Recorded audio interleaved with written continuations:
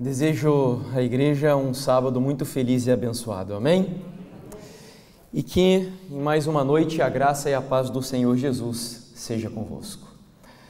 Bom, em primeiro lugar eu agradeço pelo carinho, pelas palavras do pastor, agradeço de todo o coração, como tenho feito em cada dia, pela forma como a igreja, e até difícil nós restringirmos o agradecimento à Igreja de Espinho, porque eu sei que tem muitos outros amigos aqui, alguns até que eu sei que têm acumulado quilômetros, para vir assistir essa programação. Então agradeço demais pela atenção, pela paciência, e volto a repetir que eu me senti em casa aqui com vocês, junto com a minha esposa, e tenho, da mesma maneira, sentido a presença de Deus e do Espírito aqui entre nós. Bom, nós chegamos, portanto, ao nosso penúltimo encontro e eu pretendo que saiamos daqui um pouquinho mais cedo hoje, embora minhas promessas nessa área são um pouco difíceis de serem cumpridas. Vocês já viram que eu gosto de falar bastante, né? Mas, enfim, o nosso tema de hoje é uma continuação, é uma extensão do assunto de ontem à noite e nós vamos falar um pouco sobre essa pergunta, muito embora na primeira metade do assunto pareça não ter muito sentido o que estamos tratando, mas ao final você vai compreender como as coisas elas vão se encaixar. Mas para a gente começar, quero convidar a igreja a mais uma vez levantarem-se, a fecharem os olhos para falarmos com o nosso Deus e abrirmos a sua santa palavra. Querido Pai, obrigado em primeiro lugar porque o sábado chegou.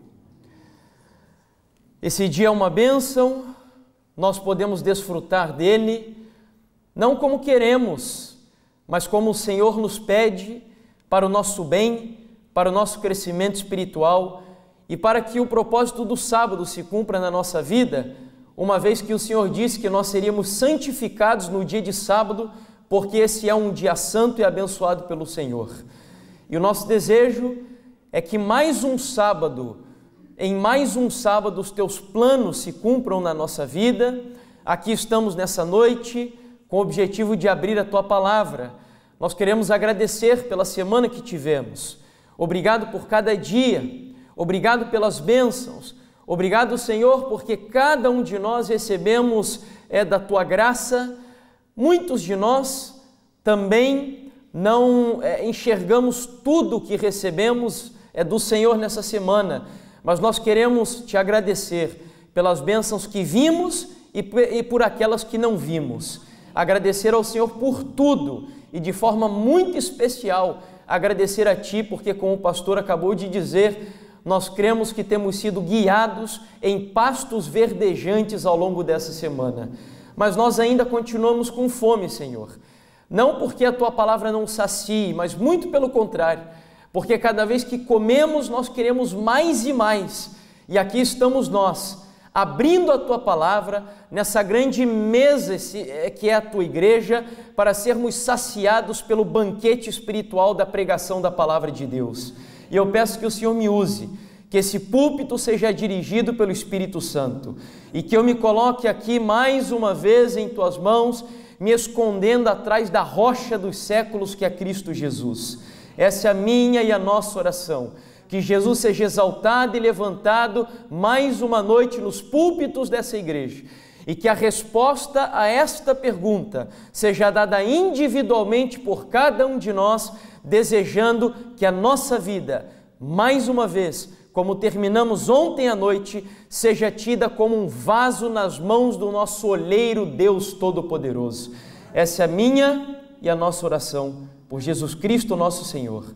Amém, Pai. 2 Timóteo, capítulo 3, versículos 1 até o versículo 5. Diz assim a palavra do Senhor. Sabe, porém, isto: nos últimos dias sobrevirão tempos difíceis, pois os homens serão egoístas, avarentos, jactanciosos, arrogantes, blasfemadores, desobedientes aos pais, ingratos, irreverentes, desafeiçoados, implacáveis, caluniadores, sem domínio de si, cruéis, inimigos do bem, traidores, atrevidos, enfatuados, mais amigos dos prazeres que amigos de Deus, tendo forma de piedade, negando-lhe, entretanto, o seu poder. Foge também destes. Alguns estudiosos distinguem as gerações, especialmente as gerações mais contemporâneas da nossa civilização ocidental, da seguinte maneira. A primeira delas, eles chamam de World War Generation, ou geração das guerras mundiais. Essa é a geração que compreende aqueles que viveram entre as duas primeiras guerras mundiais. É uma geração de caráter mais conservador e que enfrentaram a Grande Depressão e a construção do mundo do pós-guerra. A próxima é chamada de Builder Generation, ou geração construtora. Foi a primeira a reconhecer a adolescência e a estabelecer o marketing para jovens, além de fomentar uma revolução jovem na sociedade a partir dos anos 50, que seria muito mais solidificada e popularizada a partir da década de 60. E então, nós chegamos na terceira geração, chamada de Baby Boom, ou explosão de natalidade. Essa geração foi marcada por um acontecimento chamado de contracultura, onde os jovens buscam agora novos valores por liberdade, satisfação imediata dos seus prazeres e a sustentação de um idealismo de paz, amor, prosperidade e sem tantas regras rígidas como as gerações anteriores. Inclusive, no ano de 1968, na história é conhecido como o ano que não terminou. Foi justamente a partir dessa época que surge o Woodstock, os Beatles, a revolução sexual e etc.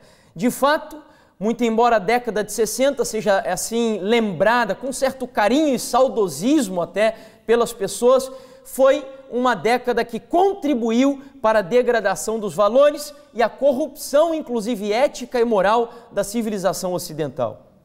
A partir de então, nós entramos na geração X ou X, onde surgem os filhos dos baby boomers ou da geração anterior, que vão colher os frutos da contracultura e, em geral, bastante negativos.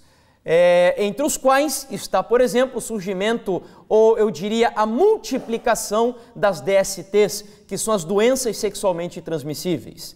E, finalmente, nós chegamos na geração Y, embora hoje já alguns falem de uma geração Z, mas a geração Y é aquela que surge a partir da revolução digital. São aqueles que nasceram na era das inovações tecnológicas e tiveram estímulos constantes a partir dos seus pais, vivendo na famosa e popular era da informação, ou a época da internet. Se nós pudéssemos diferir a nossa geração de todas as outras, a partir de uma característica assim bem particular, é que nessa geração nunca houve uma quantidade tão grande de informações disponíveis para os seres humanos como na nossa. De fato, nós vivemos na era da informação, na multiplicação do conhecimento. Universidades como Harvard, Oxford, Cambridge e por aí vai, produzem uma vastidão de conhecimento todos os dias em todas as áreas que nós podemos imaginar e até entre aquelas que a gente nem consegue imaginar. Eu me lembro que há um tempo atrás eu tinha feito uma pesquisa sobre a quantidade de disciplinas acadêmicas que existem e a quantidade de artigos científicos que são publicados aí todos os anos, e é um número imenso. O Google está aí para não deixar-me mentir de que nós vivemos de fato na era da informação. Porém, de maneira assim até contraditória e eu diria paradoxal, possivelmente nunca houve uma geração tão desgraçada, tão corrupta, tão caída e imoral como aquela em que nós vivemos. Muito embora nós tenhamos hoje muito conhecimento e muita informação, quando nós olhamos para a nossa geração, que foi aqui no texto de Timóteo que acabamos de ler, Deus não está apenas traçando uma opinião sobre a nossa época, Ele está nos apresentando um diagnóstico. E o diagnóstico que Deus faz da geração dos últimos dias não é que com a quantidade de informações que recebemos e temos, que isso tenha contribuído para a melhoria da nossa vida. Ao contrário, Paulo diz que hoje nós temos uma quantidade enorme de corruptos, de desobedientes aos pais, de avarentos, de egoístas, orgulhosos, e por aí vai. A lista é imensa que demonstra a corrupção moral, ética, espiritual em que nós nos encontramos nessa época. Então, contraditoriamente, a quantidade de informação que recebemos não tem de alguma forma contribuído para a melhoria espiritual e moral da nossa geração. O próprio Deus, indo na mesma linha, ali em que Ele mesmo inspira o apóstolo Paulo a escrever, vai diagnosticar também no Apocalipse a geração em que vivemos. E o curioso é que ali ele está falando especificamente da igreja. Ou seja, a Bíblia diz que enquanto pensamos que estamos ricos e abastados, e me permitam pegar esse texto, embora aplicado para a igreja, entendo eu que ali também Deus nos apresenta um diagnóstico sociológico. Porque nós vivemos em uma geração, como acabei de dizer, que se gaba pela riqueza do conhecimento, pelo avanço científico do mundo. Então a Bíblia diz que enquanto nós entendemos que somos ricos e abastados e não precisamos de coisa alguma, nós não sabemos que em realidade somos infelizes, miseráveis, pobres, cegos e nus. Que descrição precisa da geração pós-moderna ou da geração Y, como acabei de dizer. O texto, ele ainda vai mais além, e ele sugere que a nossa geração, ela é assim tão aquém do que deveria ser no que diz respeito ao conhecimento que temos, ou quando comparamos o que vivemos com o conhecimento que temos, que a Bíblia, ela nos diz que nós temos um problema agora também de transtorno emocional ou psicológico. Ou seja, muito embora as mais diversas universidades hoje formem psicólogos todos os anos, profissionais da área da psiquiatria, o ser humano cada vez mais mergulha em um abismo profundo de problemas emocionais. Ao invés do nosso desenvolvimento intelectual trazer um amadurecimento emocional maior, parece que nós estamos recuando emocionalmente. As pessoas não têm inteligência emocional, não têm controle emocional, estão praticando aí coisas que talvez em gerações anteriores existissem, mas não na quantidade em que existe no dia de hoje. E eu queria fundamentar o meu argumento partindo aqui de algumas pesquisas de estudiosos da área, como por exemplo Augusto Cury. Eu citei em alguns momentos aqui palavras dele ao longo da semana, mas aqui é exatamente a área dele. Ele é psiquiatra e ele tem chegado a conclusões a partir de estudos e observações de como os seres humanos estão se comportando hoje no que diz respeito às suas emoções. E ele, por exemplo, chegou à seguinte conclusão: que 50% da população mundial, ou 1 a cada 2 pessoas, ou mais de 3 bilhões delas, hoje esse número provavelmente seja maior, porque a pesquisa já é um pouquinho antiga, cedo ou tarde desenvolverão algum transtorno psiquiátrico. Então ele está dizendo que a metade da população mundial, em algum momento da sua vida, muito embora seja muito bem informada, esteja assim abarrotada de conhecimento, desenvolverá algum transtorno psiquiátrico. O que é um transtorno psiquiátrico? Aqui ele cita alguns: síndrome do pânico, ansiedade, depressão, esquizofrenia e estresse. Se eu pedisse para levantarmos as mãos aqui, quantos de nós já sofremos ou estamos passando por alguma dessas patologias clínicas, possivelmente a maioria levantaria a mão. Uma descoberta do Augusto Cury foi a chamada síndrome do pensamento acelerado. Ele diz, por exemplo, que enquanto muitos pais levam os filhos aos médicos e os médicos estão diagnosticando os filhos como hiperativos, porque as crianças hoje são muito agitadas, principalmente aquelas que são hiperestimuladas por filmes, desenhos, jogos e etc., estão sendo diagnosticadas com hiperatividade. E na visão dele, na realidade, as crianças hoje não sofrem, na maioria das vezes, de hiperatividade, sofrem da SPA, Síndrome do Pensamento Acelerado. Então ele diz aqui que na nossa época, 80% das pessoas estão apresentando sintomas da Síndrome do Pensamento Acelerado. Vamos fazer um diagnóstico básico e rápido aqui entre nós? Quem sabe nós descobramos que estamos inseridos aqui nesses 80%.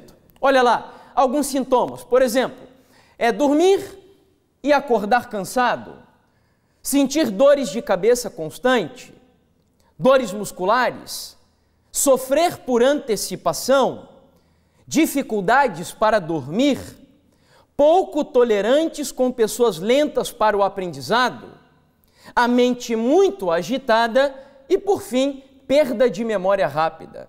Ou seja, são sintomas da síndrome do pensamento acelerado. E se nós temos alguns deles ou todos eles, provavelmente estejamos inseridos nesse quadro. Uma outra informação é que a Organização Mundial da Saúde estima que em alguns anos, não está ali no quadro, na realidade está aqui, lá no quadro é uma outra informação, mas acredito que até o ano que vem a depressão se tornará a segunda enfermidade que mais atinge os seres humanos em nossa época. Aqui a OMS... não é verdade, é aquela lá, eu achei que estava outra. A OMS estima que até 2020 a depressão ocupará o segundo lugar entre as causas de doenças e incapacidades no mundo. E por fim, de acordo com a mesma OMS, a cada 40 segundos, uma pessoa se suicida no mundo e outras 3 intentam fazê-lo. E eu me pergunto, por que razão seres humanos que têm tanto conhecimento, tanta informação, estão praticamente com uma perturbação neurológica, emocional, sentimental, que não são capazes de dominar ou controlar as suas emoções? É isso que nós vemos aqui. Quantas pessoas, segundo esse dado, por exemplo, essa estatística, ao longo dessa mais ou menos 1 hora de pregação, tirarão a sua própria vida, segundo o que acabamos de ver? Centenas, muitas. Então, a conclusão que eu chego é que, de fato, a nossa época, muito embora seja conhecida pela geração da informação, eu diria que é a geração da corrupção emocional, moral, ética e espiritual. E ao ver toda essa situação, principalmente no que diz respeito à questão emocional e psicológica, eu sou levado a lembrar de uma citação de Ellen White no livro Mente, Caráter e Personalidade, no volume 1, capítulo 7, onde ela diz o seguinte: enfermidades mentais prevalecem por toda parte. 9/10 das doenças das quais os homens sofrem têm aí a sua base. Interessante, eu acredito que quando Ellen White escreveu essa frase, ou esse pequeno parágrafo, provavelmente ela estava escrevendo em caráter profético, apontando justamente para a nossa época, porque provavelmente na época dela as pessoas viviam de maneira mais simples, mais singela, não se preocupavam com tantas coisas como se preocupam hoje, então as pessoas não tinham tantos problemas emocionais.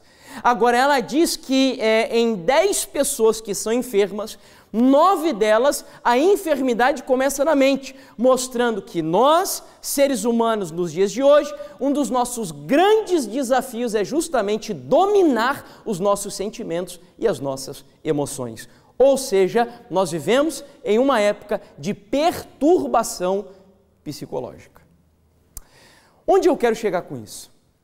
O que me interessa, na realidade, aqui, essa não é a minha área, eu não sou da área da psicologia, da área da psiquiatria, nada disso, mas o que me interessa é que nós entendamos, uma vez que adventistas acreditam que o ser humano é um ser holístico, ou seja, é unificado, e que quando uma área da sua vida é afetada, as outras são afetadas também, ou seja, se pudéssemos departamentalizar o nosso ser, nós somos formados por uma faculdade física, mental e espiritual. Tanto que quando você está doente fisicamente, você busca um médico. Quando você tem algum problema emocional, você busca um psicólogo. E por fim, quando você tem alguma dificuldade na área espiritual, você vai buscar um pastor ou um sacerdote. Então essas são as 3 áreas básicas que fundamentam a nossa vida. E quando qualquer um desses pilares está mal organizado, com avarias, rachaduras ou sem um fundamento sólido, todas as outras áreas da sua vida serão afetadas. Então, onde eu quero chegar? O meu objetivo é que você entenda, e eu já falei sobre isso aqui essa semana, não sobre os 2 últimos, mas que uma vez que a nossa geração, ela sofre, por exemplo, da esquizofrenia, depressão e suicídio, eu quero sugerir para vocês aqui nessa noite que enquanto nós temos esquizofrênicos na área dos transtornos psiquiátricos, nós temos também a esquizofrenia espiritual na nossa época. Enquanto existe a depressão na área de transtornos psiquiátricos, nós temos a depressão espiritual, que eu chamo de depressão espiritual, e por fim, o suicídio espiritual. Mas o que seria isso? E que relação tem com essa questão emocional e etc? Enfim, sobre esquizofrenia eu não vou me demorar aqui, porque já falamos sobre isso ao longo da semana, como que hoje o cristianismo está sendo edificado sobre uma plataforma chamada de cristianismo esquizofrênico. Nós sofremos de esquizofrenia espiritual. Eu fui pesquisar no Manual de Transtornos Psiquiátricos, que é o manual oficial usado mundialmente para todos os psiquiatras ao redor do mundo. E eles definem, por exemplo, a esquizofrenia como um rompimento com a realidade, ou quando a pessoa tem o pensamento e o comportamento desorganizado. Então, como nós sugerimos durante essa semana, o cristianismo atual, na sua esmagadora maioria, é isso. As pessoas não têm uma relação profunda e mesmo, eu diria, coerente entre o que ela pensa e o que ela é. Ou seja, existem esquizofrênicos aos montes na nossa sociedade da informação, mas também existem os esquizofrênicos espirituais. Em segundo lugar, a depressão, nesse mesmo manual de transtornos psiquiátricos, é definida como uma alteração no humor. A pessoa fica com o humor assim entristecido, se sentindo vazia, ela tem alterações cognitivas que afetam o próprio funcionamento dela. E por fim, ela perde o sentido da sua vida. Por isso, algumas pessoas que entram na depressão chegam ao suicídio. Onde eu quero chegar com isso? Que eu não preciso me esforçar muito para convencer você de que muitos cristãos hoje vivem um estado de apatia espiritual. Não tem mais aquela inclinação que os cristãos tinham no passado de sofrer pela causa de Deus. Quando nós temos que fazer alguma coisa que demanda um pouquinho mais de tempo, de esforço, de sacrifício, muitos cristãos hoje recuam. Então há uma certa apatia espiritual no meio do cristão, mas o ponto sobre o qual eu vou me deter um pouquinho mais aqui é a perda do sentido de vida. Pessoas que têm problemas de depressão, elas perdem o significado da sua vida. Elas gostam de ficar fechada dentro de um quarto, sozinha, um ambiente escuro, porque para ela não há mais razão de viver. Ela se interioriza tanto que ela perde completamente assim, a noção, o propósito da vida dela. Por sinal, eu abro um pequeno parênteses aqui, alguém aqui já ouviu falar de um psicólogo chamado Viktor Frankl, criador de um método psicológico cujo nome é logoterapia? Já ouviram? Eu estou vendo algumas poucas cabeças aqui balançarem positivamente. Ele não é muito assim comentado no meio acadêmico, porque é óbvio que os acadêmicos eles veneram, idolatram apenas aqueles que são ateus, que não acreditam em Deus, como Freud e por aí vai, tantos outros, né? Mas Viktor Frankl era crente em Deus e era judeu. E esse cara era psiquiatra e ele foi um dos prisioneiros de campos de concentração na Segunda Guerra Mundial. E então, como ele era um psiquiatra, ele começou a observar o comportamento diferente de pessoas que encaravam a realidade do campo. Enquanto a maioria das pessoas viam aquilo ali e se assombravam e se deprimiam e às vezes tentavam tirar a própria vida, tinha um outro grupo de pessoas que encaravam aquilo até com uma certa esperança, com mais facilidade, e aquilo chamou a atenção dele. E providencialmente, ele saiu do campo de concentração vivo, obviamente, e passou a se aprofundar nos seus estudos. E então, ele desenvolveu esse método chamado logoterapia, onde ele trabalha com pessoas que sofrem depressão, fazendo sabe o quê? Resgatando o significado e o sentido da vida dos seres humanos. Porque ele chegou à conclusão que o que dava motivação e esperança e até paz para aqueles judeus que estavam dentro de um campo de concentração, como Auschwitz, por exemplo, que foi um dos piores, era que eles tinham algum significado, alguma razão de viver.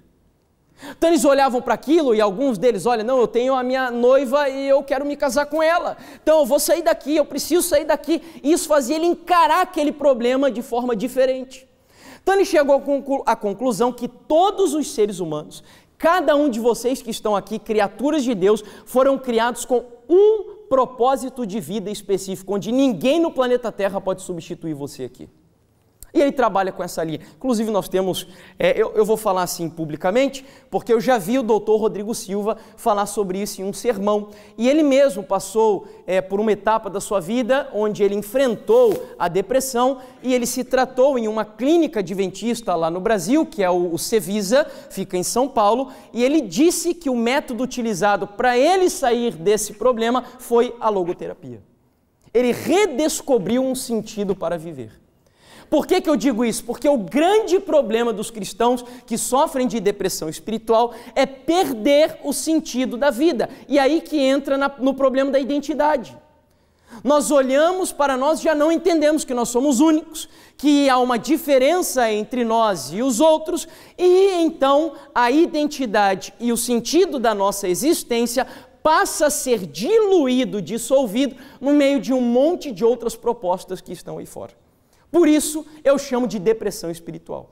E, finalmente, o suicídio espiritual. O que são os cristãos suicidas espirituais? São aqueles cristãos que estão na igreja, que dão dízimo na igreja, que participam de atividades na igreja e ouvem pastores, anciãos e pregadores, muitas vezes do púlpito, dando orientações e recomendações, dizendo assim, olha, lugares dessa natureza não é bom que você frequente. Músicas desse tipo não vai fazer bem para você.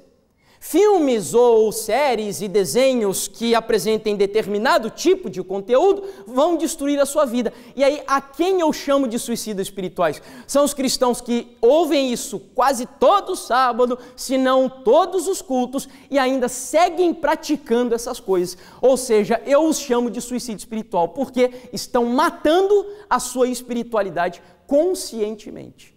Ouvindo música que não presta, enquanto ouve, por exemplo, o pastor pregando na igreja, olha, o adultério é pecado, nós temos que ser fiéis aos nossos cônjuges, a Jesus Cristo, e aí vai para casa e assiste filmes de Hollywood, e além disso, novelas que o adultério é uma coisa normal e banal. Entendeu? Esses são os suicidas espirituais. Enfim, eu vou me ocupar um pouquinho mais aqui na área da depressão. Por que razão? Porque nós, adventistas do sétimo dia, e ontem nós já descobrimos qual é a nossa identidade, quem é o profeta na Bíblia que foi o tipo do antítipo igreja adventista? Que profeta ontem nós descobrimos que a igreja representa hoje na sua terceira e última etapa? Que profeta? Elias. Então nós já descobrimos que Elias, portanto, que é a igreja adventista, vive nessa época. Essa época de transtornos, essa época de problemas emocionais, onde os seres humanos não têm domínio sobre a sua vida. E eu me lembro aqui de uma frase sensacional de Ellen White, onde ela diz assim, mais uma daquelas pérolas que vale a pena a gente lembrar. Ela fala assim, Deus precisa de homens que sejam, e mulheres obviamente, que sejam senhores de si e não escravos das circunstâncias. Quer que eu repita? Deus precisa de homens e obviamente mulheres que sejam senhores de si e não escravos das circunstâncias. Bom, entendendo que nós vivemos então como igreja, como povo, com uma missão especial, uma identidade especial, um significado na nossa existência nessa época, nós estamos inseridos nesse meio. E eu queria dizer para vocês, não é nem sugerir, porque eu vou provar aqui para vocês, que nós, adventistas do sétimo dia, que fomos criados, ou melhor, profetizados na Bíblia, para apresentar para essa geração soluções para os seus problemas, nós estamos inseridos nos mesmos problemas que acabamos de ver. Mas como assim, irmão Jefferson? Você está sugerindo então que a igreja, nós como adventistas, né? Eu não gosto de falar igreja adventista, porque a gente tem sempre a impressão de que a instituição, não, eu estou falando de indivíduos. Você está sugerindo que nós, indivíduos adventistas, estamos sofrendo de depressão espiritual? É exatamente isso que eu quero dizer. E quer ver a prova? Vou fazer uma pesquisa básica aqui. Quantos dos que estão aqui dentro agora conhecem alguém adventista, que já passou ou esteja passando no momento por um quadro depressivo? Levanta a mão. Ok. Olha, aqui até que foi pouco, hein? Eu já fui em lugares que foi, assim, muito maior, muito superior. Mas, enfim, nós estamos enfrentando isso em um número imenso. E lógico, não tem problema nenhum, ter depressão não é pecado, não é nada disso que eu quero dizer. Eu só estou sugerindo que há um problema no nosso meio. E nós fomos, sim, levantados por Deus para apresentar soluções, mas estamos inseridos no problema dessa época. E onde eu quero chegar? Que se nós sofremos então do transtorno psiquiátrico físico, que é a questão da depressão patológica, o que me leva a pensar ou supor que eu também não sou alvo do que eu chamei de depressão espiritual? Era da vontade de Deus que estivéssemos passando por isso? Vocês acham que era da vontade de Deus? Não, abra sua Bíblia em Êxodo capítulo 16 e olha só o plano de Deus para o seu povo. Êxodo capítulo 15, perdão. Êxodo capítulo 15. Êxodo capítulo 15, verso 26. Veja qual era o plano de Deus. Nem sempre ele se cumpre, porque às vezes a gente faz escolhas que não são as melhores. Êxodo 15, 26 diz assim o texto: e disse: se ouvires atento a voz do Senhor teu Deus, e fizerdes o que é reto diante dos seus olhos, e deres ouvidos aos seus o quê? Mandamentos. Ou seja, se vocês ouvirem os meus conselhos e obedecerem, e guardares todos os meus estatutos, nenhuma o quê, queridos? Nenhuma enfermidade virá sobre ti das que enviei sobre os egípcios, porque eu sou o Senhor que te sara. Amém? Esse era o plano de Deus. Que nós fôssemos um povo sadio, um povo assim saudável, feliz. Não significa que não pudéssemos passar por problemas de saúde, não é isso. Até mesmo porque Ellen White diz que o próprio ar que nós respiramos está contaminado. Mas Deus tinha um plano para o seu povo no Antigo Testamento, por isso lhes deu o maná. Hoje ele nos deu um novo maná também, amanhã eu vou falar sobre ele, inclusive, na conclusão do tema. Então Deus tem um plano para a gente viver de maneira saudável, feliz, sadia, temperante. E algumas pessoas pensam que temperança só é para a área da alimentação. Não, temperança é a sua capacidade de ser equilibrado e dominar o seu corpo físico, mental e espiritual em todas as áreas. Isso é temperança. Então, inclusive, temperança é um fruto do Espírito Santo. Está lá em Gálatas capítulo 5, versículo 22 e 23. Portanto, nós vemos, segundo esse texto, o plano de Deus. Agora, voltando ao que eu dizia, essa não tem sido a nossa realidade. Pelo menos na maioria. E aí eu quero agora que você perceba o diagnóstico através de estudos feito por teólogos da igreja adventista. Um deles, por exemplo, é o pastor George Knight. Ele escreveu um livro muito inquietante chamado A Visão Apocalíptica e a Neutralização do Adventismo. E eu acho muito interessante esse parágrafo, porque ele usou algumas palavras ali que eu acredito que talvez o pastor George Knight nem estivesse pensando em depressão. Mas preste atenção nos trechos destacados em amarelo desse parágrafo aí do livro. O adventismo desenvolvido nos setores mundiais do século XXI foi domesticado, para não dizer castrado.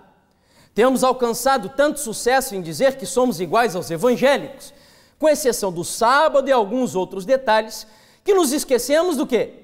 De quem somos, daquilo que nos torna singulares e, por fim, daquilo que traz sentido à nossa existência. Interessante, porque as três expressões ou os três problemas que ele diagnosticou no nosso meio, vamos lá, esquecer de quem sou eu, da minha singularidade e do significado ou do sentido da minha existência. Essas três palavrinhas aqui, nós poderíamos atribuí-la ao problema que eu acabei de dizer para vocês, que é o quê? A depressão espiritual. Então o pastor George Knight apresenta ali um problema entre nós de adventistas depressivos espiritualmente, que esqueceram a sua singularidade, estão tão diluídos no meio do mundo contemporâneo, científico e mesmo religioso, que perderam, já não parecem mais adventistas. Afinal de contas, nós já não somos mais conhecidos como o povo do livro, a gente já não decora mais a Bíblia como decorávamos antigamente, nós perdemos o hábito de ler o espírito de profecia. Amanhã, inclusive, eu tenho uma proposta para vocês, que a gente vai concluir essa semana de oração com a proposta. E essa proposta tem a ver com o espírito de profecia, portanto, não perca o tema de amanhã. Ou seja, ele nos mostra que há um problema justamente na área da identidade e do sentido da nossa vida ou da nossa missão. Um outro pastor, que é o pastor Alberto Tim, aqui ele não usa exatamente palavras assim, que vão nos remeter à questão da depressão espiritual, mas ele diagnostica um problema de identidade. E ele diz assim: como igreja e como indivíduos, precisamos indagar a nós mesmos. É esse tipo de adventismo existencialista que realmente queremos para nós hoje? Não nos inquieta mais o grande número de apostasias de pessoas que nunca foram devidamente alicerçadas na mensagem adventista e que não muito depois do seu batismo deixam as nossas fileiras para se unirem a outras denominações? Não nos preocupa o fato de estarmos hoje bem mais perto dos eventos finais do que as gerações anteriores e, ao mesmo tempo, bem mais doutrinariamente vulneráveis do que elas? Ou seja, é a mesma coisa, ele está apenas mencionando o que já vimos até aqui com outras palavras. Perda de identidade e perda de missão. E agora eu vou para a maior autoridade nessa área no nosso meio, que é o próprio Deus, através de Ellen White, que vai mostrar que nós passaríamos pelo que eu chamo de depressão ômega. Por que depressão ômega? Porque a serva do Senhor, no livro Mensagens Escolhidas, volume 1, página 203, diz assim: Living Temple encerra o alfa dessas teorias. Eu sabia que o ômega seguiria dentro de pouco tempo, e o que aconteceu com ela quando ela viu o ômega no nosso meio? Ela fez o quê? Eu tremi pelo nosso povo. Ou seja, isso não é brincadeira, isso é algo muito sério, e quando ela diz que parece que a igreja ia cair, é porque a coisa ia ficar feia. Graças a Deus ela não cairá. Graças a Deus. Mas quando ela diz que tremeu pelo nosso povo, por causa do que ela chamou de ômega, e para quem não sabe, essa questão do livro The Living Temple é um livro escrito por John Harvey Kellogg. E eu não tenho tempo assim para explicar para vocês os detalhes, até porque eu nunca me aprofundei assim muito nessa área, mas do que eu sei desse problema, Kellogg era um médico muito renomado da igreja adventista, do hospital mais famoso da igreja nos Estados Unidos, que era o sanatório de Battle Creek. Ali, homens como Ford, membros da família Rockefeller, eu não lembro se era Rockefeller ou Rothschild, mas se trataram nesse hospital. Era muito famoso o hospital adventista, o sanatório adventista de Battle Creek. Porém, esse cara, em uma das suas viagens para a Índia, acabou simpatizando com a religião panteísta. E quando ele volta para os Estados Unidos, ele começa a introduzir no meio adventista algumas visões ali meio estranhas sobre Deus, a personalidade de Deus, sobre adoração, nega o santuário, porque a conclusão dele era que o nosso corpo é um templo vivo, daí vem o nome do livro, Living Temple. Então ele acreditava assim, bom, se eu sou o templo do Espírito Santo e o Espírito Santo habita em mim e o Espírito Santo é Deus, é lógico que eu sou Deus. Então, se eu sou o templo do Espírito e eu sou Deus e o Espírito habita em mim, então não precisa ter um santuário no céu. E ele foi paulatinamente negando doutrinas adventistas. Ellen White repreendeu, inclusive, aqueles que na época passaram a seguir essa visão, até que Deus queima a casa publicadora, porque eles deram um jeitinho lá de publicar esse livro que Ellen White diz que não deveria ser publicado. Só que quando esse problema aconteceu, e detalhe, era um problema na área da adoração, eles estavam entendendo mal quem Deus era, e quando eu entendo mal quem Deus é, eu não compreendo o que Ele faz. Eu só compreenderei o que Deus faz e como Ele faz, quando eu conheço quem Deus é. E por essa razão ela viu, olha, isso daqui é só a ponta do iceberg do problema. Eu vi, e ela comenta, que o ômega viria, o ômega é a última letra do alfabeto grego, e a coisa na área da adoração será ainda muito pior, ou seja, por isso eu chamo de depressão ômega. Porque o nosso problema de identidade hoje e de perda do sentido de vida tem a ver justamente com o que ela está dizendo ali. Mas então, e agora chega na parte mais interessante do nosso estudo. Bom, o título do estudo qual é mesmo? Quem lembra? Que faz aqui o quê? Tá, e até agora você não falou nada de Elias, só está enrolando a gente com o tema.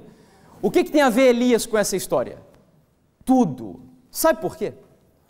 Porque quando eu analiso a história de Elias, entendendo que Elias é um tipo do movimento adventista, pergunto para vocês, a Bíblia não diz que Elias era um homem sujeito às mesmas paixões que nós, sim ou não? Sim. Você se lembra que quando Elias estava próximo de chegar ao final do seu ministério, ele fugiu, se escondeu no Monte Horebe e pediu para si o quê? A morte. Isso é sintoma do quê? Depressão.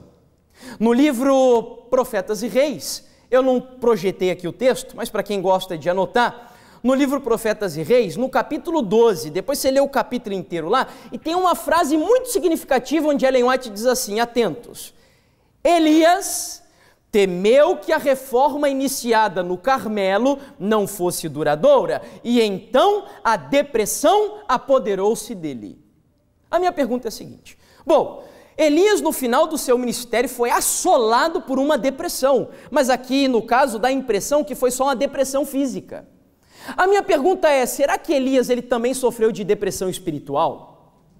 Será que Elias perdeu a sua identidade e a sua missão no final do seu ministério? O que vocês acham? Vamos ver? Olha lá, vamos para o microscópio de Deus. No livro Profetas e Reis, agora sim eu projeto para vocês, lá no capítulo 13, é o capítulo seguinte, Ellen White diz assim, ela vai agora esmiuçar a pergunta que Deus fez para Elias. Deus veio ao encontro de seu amado, seu provado servo com a pergunta, o que fazes aqui, Elias? Aí agora Deus vai começar a dizer para ele assim, ó, eu te enviei ao ribeiro de Querite, e mais tarde a viúva de Sarepta. Dei-te a comissão de retornar a Israel e estar diante dos sacerdotes idólatras no Carmelo. Cingi-te de força para guiares o carro do rei à entrada de Jezreel. Mas quem te enviou nessa fuga apressada para o deserto, que missão tens? Aqui, ou seja, segundo esse texto, o problema do profeta Elias, além do transtorno psiquiátrico, também foi uma perda de quê? Identidade. Era como se Deus chegasse para Elias e dissesse assim, cara, eu mandei você para lá, mandei você aqui, mandei você nesse lugar, mas eu não falei para você estar fazendo isso daqui agora. O que você está fazendo aqui não foi eu quem te pedi, você está fazendo por sua conta própria, você não foi levantado por isso, essa não é a sua identidade, é a sua missão. Que missão você tem aqui? Interessante. Mas eu acho que é acaso. Será que é por acaso? Eu costumo dizer que isso não é coincidência, é Jesuscidência. Há um propósito ali nisso. Há uma tipologia clara nisso aqui. Sabe por quê?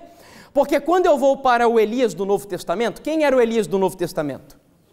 João Batista. Eu pergunto para vocês, quando João Batista estava perto de terminar a sua missão, ele passou por um problema também de identidade, sim ou não? Vocês se lembram? Quando ele estava preso, ele chegou a duvidar se Jesus Cristo era o Messias. E aí, o microscópio de Deus, Ellen White, no livro Desejar de Todas as Nações, vai aprofundar novamente o problema que assolava João Batista no cárcere. E ela diz o seguinte, ao profeta do deserto. Tudo isso se afigurava um mistério além de sua penetração. Havia horas em que os cochichos dos demônios lhe torturavam o espírito e a sombra de um terrível temor se apoderava dele. Poder-se-ia dar que o longamente esperado libertador ainda não houvesse aparecido. Então, o que significaria a mensagem que ele próprio fora compelido a anunciar? João sentira-se cruelmente decepcionado com o resultado do quê, queridos? Então, novamente, o Elias do Novo Testamento também passa por um problema de depressão espiritual. Perde a sua identidade e o sentido da sua existência. Sabe o que isso me leva a concluir? Eu acho que é óbvio, né? Vocês sinceramente acham que o diabo, desde 1844, cruzaria os braços tranquilamente e ficaria olhando a Igreja Adventista do Sétimo Dia crescer, criar hospitais no mundo inteiro, abrir novo tempo para tudo que é lado e produzir escolas e etc. Vocês acham que o diabo ia ficar assim tranquilo assistindo a igreja crescer sem provocar nenhum problema de identidade no nosso meio? É claro que não. Portanto, se houve um problema de identidade e missão no primeiro Elias, se houve o mesmo problema no segundo Elias, é claro que no terceiro Elias o diabo também já está atuando no nosso meio para introduzir uma depressão espiritual entre nós, a fim de perdermos a nossa identidade e a nossa missão. Nós estamos, isso não é mais profecia, isso é realidade, nós estamos vivendo no próprio cumprimento da depressão ômega no meio de nós. No próprio cumprimento dessa profecia. Agora, eu não sei se você... Ellen White não tirou da cabeça dela aquela frase que eu acabei de citar, a igreja parece que vai cair, mas não cairá. Foi o Espírito Santo que inspirou. E sabe por quê? Porque quando eu olho o Elias do Antigo Testamento, ele passou pela depressão espiritual, não passou? Mas ele saiu dela sim ou não? Tanto que saiu que foi arrebatado para o céu. O Elias do Novo Testamento passou por uma depressão espiritual também, sim ou não? Saiu dela? Também saiu, no final foi tão valente, tão corajoso, que deu a vida pela causa de Deus, teve a sua cabeça cortada. E aí eu entendo que muito embora hoje nós estejamos passando por esse momento de depressão espiritual entre nós, todos aqueles que escolherem serem vitoriosos em Cristo Jesus vão superar esse momento de luta e vão vencer o desafio, deixando de ser parte da igreja militante para ser também parte da igreja triunfante. Isso está profetizado. Hoje, nós fazemos parte da igreja que milita. E a igreja adventista do sétimo dia, ela vai triunfar. Porque isso está escrito. Não há mais igreja, não há oitava igreja, não há outro movimento, não há quarta Elias, não. A igreja vai triunfar. A pergunta é a seguinte: quantos de nós que estamos aqui dentro hoje triunfaremos juntamente com ela? Essa é a pergunta. Essa pergunta nada mais é do que uma paráfrase das próprias palavras de Deus. O que você faz aqui, Elias? O que você está fazendo com a sua identidade e a sua missão? Para que você está se preparando? Quais são as mudanças que você às vezes fica assim implorando para acontecer no meio da igreja? Será que essas mudanças que você quer que aconteça estão fundamentadas na Bíblia, no Espírito de Profecia, no Manual da Igreja ou no gosto pessoal? Agora tudo vai se encaixando, como a gente vem tratando ao longo da semana. E agora é óbvio, eu estou me dirigindo exclusivamente para nós, porque a gente tem estudado ao longo da semana, falando do cristianismo como um todo, mas chega um momento que a gente precisa falar em família aqui. E então, o pastor Jean Zukovski, ele é professor lá no NASP, que é a universidade adventista mais conceituada no Brasil, eu diria até na América do Sul, talvez a Universidade da Argentina, Del Plata, fique mais ou menos ali, mas o NASP é mais conhecido. O pastor Jean Zukovski diz o seguinte, ele é professor inclusive de História da Igreja, é uma autoridade nessa área. A grande questão para você, adventista, volto a repetir, quando a gente fala igreja dá a impressão que é instituição, mas somos nós. A grande questão para a igreja adventista hoje é saber o que mudar, onde mudar, como mudar por que mudar, quando mudar, sem que o remanescente suscitado por Deus, do movimento profético de 1844, para dar a última mensagem de advertência ao mundo, perca sua identidade e missão. Esse é o ponto. É lógico que a gente precisa, às vezes, nem sempre, de mudanças. Mas nós temos que claramente saber por que mudar, como mudar, quando mudar, onde mudar e etc., sem sacrificar a nossa identidade e missão, porque senão o Senhor vai tirar a coroa da sua cabeça e vai colocar sobre outro. Eu não sei quantos conhecem a história de Ellen White aqui, como ela foi chamada por Deus. Antes dela, Raisin Foss. E a história, ela mostra isso. Uma coroa que deveria estar na cabeça de um homem chamado Raisin Foss, Deus chamou ele para ser profeta, porque ele rejeitou o chamado de Deus, a identidade de Deus na vida dele. Deus disse, então eu não vou poder te usar, vou chamar outro. Porque Deus não vai ficar esperando mais centenas de anos para ele voltar. O dia e a hora está marcado por ele, está agendado, e a gente sente que esse dia está chegando. A gente sente. E Deus te chamou para viver no momento mais importante da história do mundo. Só para você ter ideia, homens como diz Ellen White, Daniel, Noé, Moisés, queriam estar vivendo na geração que você vive e não estão. Então você tem um privilégio que nenhum outro grande homem de Deus que viveu nessa época tem. E quer saber mais? Olha só, para quem aceita nessa época a mensagem que nós vamos pregar amanhã, Deus ainda tem um presente para você. Muitos adventistas chegam para mim porque qual é o maior desejo de um adventista do sétimo dia? Não me decepcione, está no nosso nome até. Qual que é o maior desejo? Nós temos uma boa empresa? É a gente ficar fazendo Santa Ceia todos os anos aqui? Não. Qual que é o nosso maior desejo? Ver a volta de Jesus, não é? É o sonho do adventista. E aí alguns adventistas chegam para mim e dizem assim, irmão, nossa, eu não sei se eu vou estar vivo quando Jesus voltar. Tem aqueles anciãos, né, de tempos atrás que, olha, eram tão fiéis a Deus e já faz décadas que eles esperam a vinda de Jesus. Nós estamos 170 anos aqui fazendo Santas Ceias, aniversários e enfim, não acaba isso. E aí, alguns já tombaram. E outros que vivem hoje, mas já estão também um pouquinho com a idade mais avançada, já começam a temer, e aí chegam e dizem assim, irmão, eu queria tanto ver Jesus voltar, mas eu não sei se eu vou aguentar. E aí sabe o quê?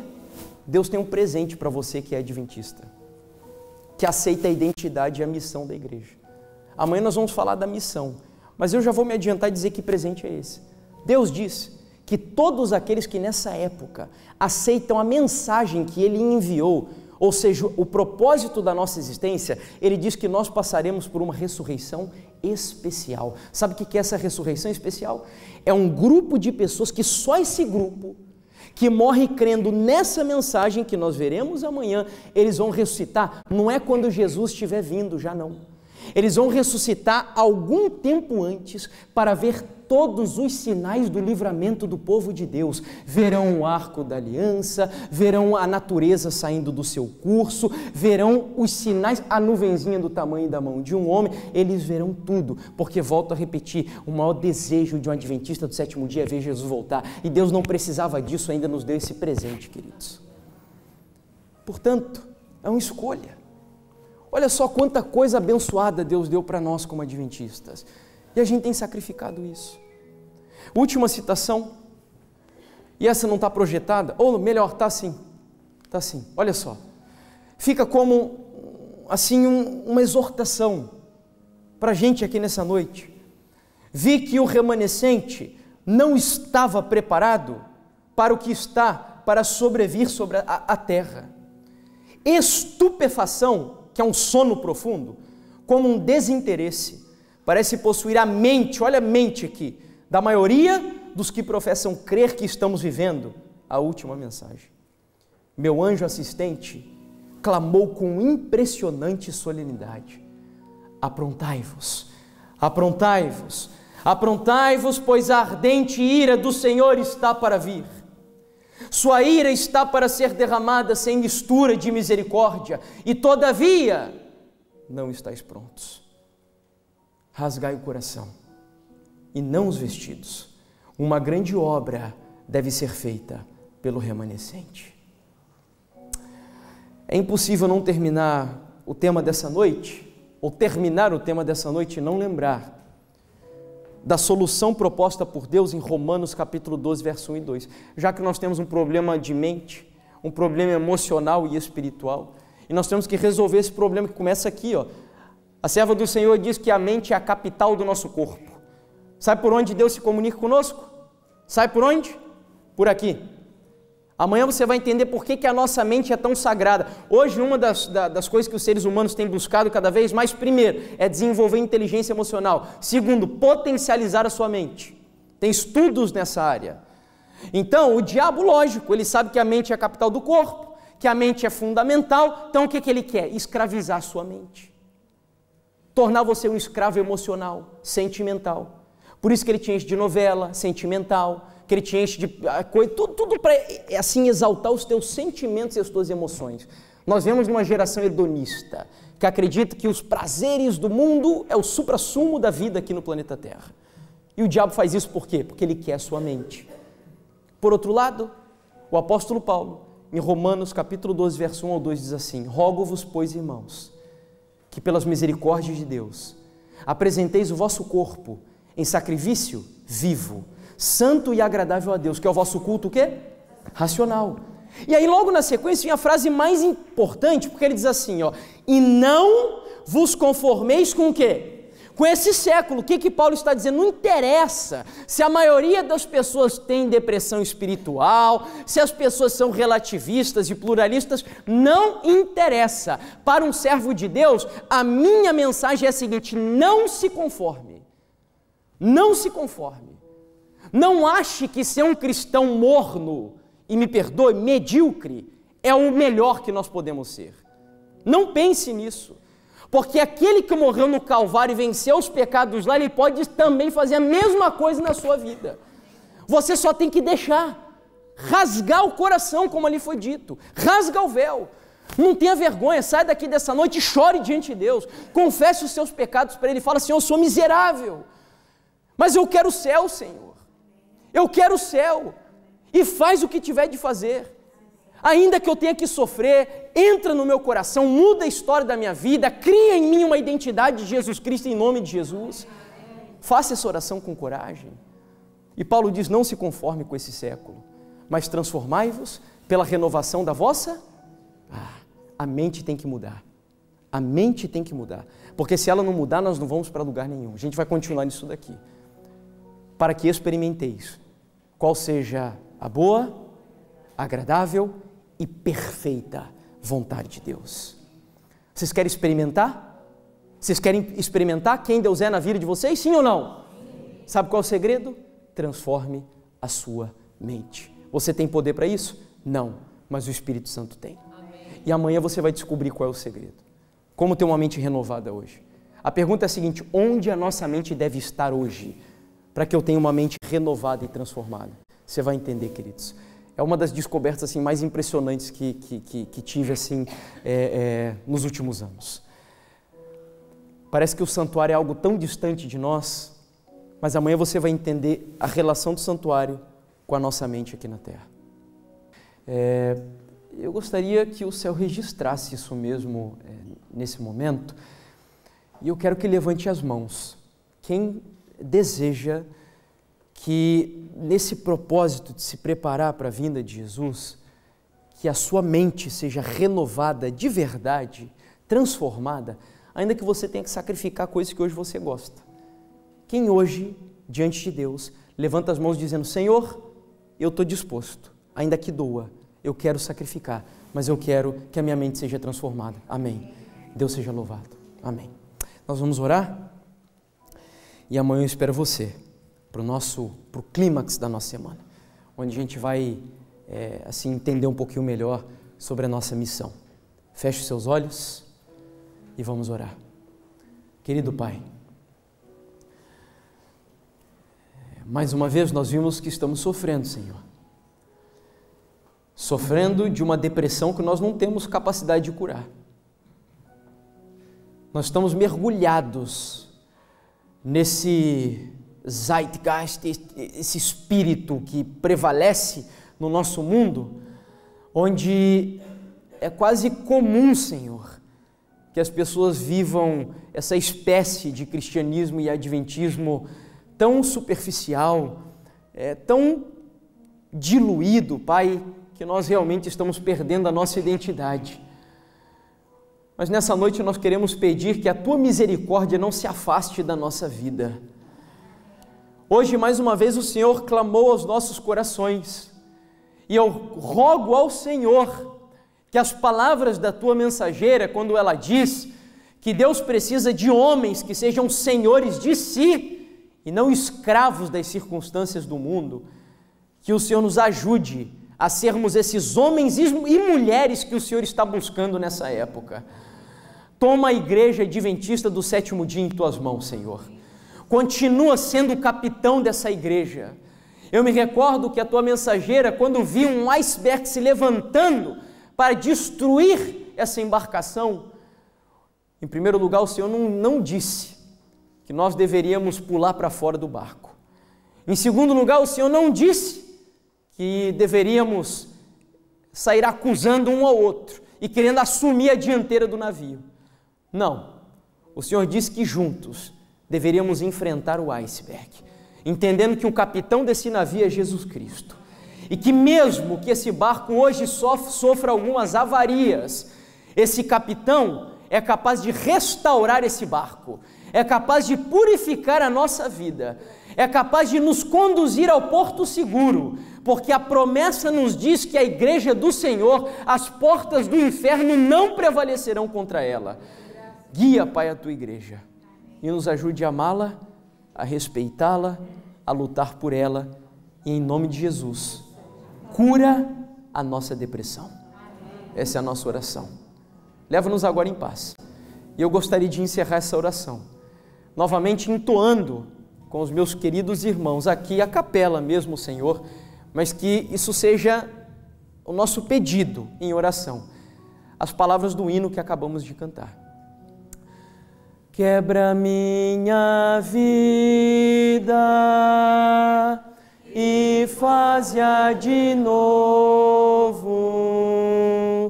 Eu quero ser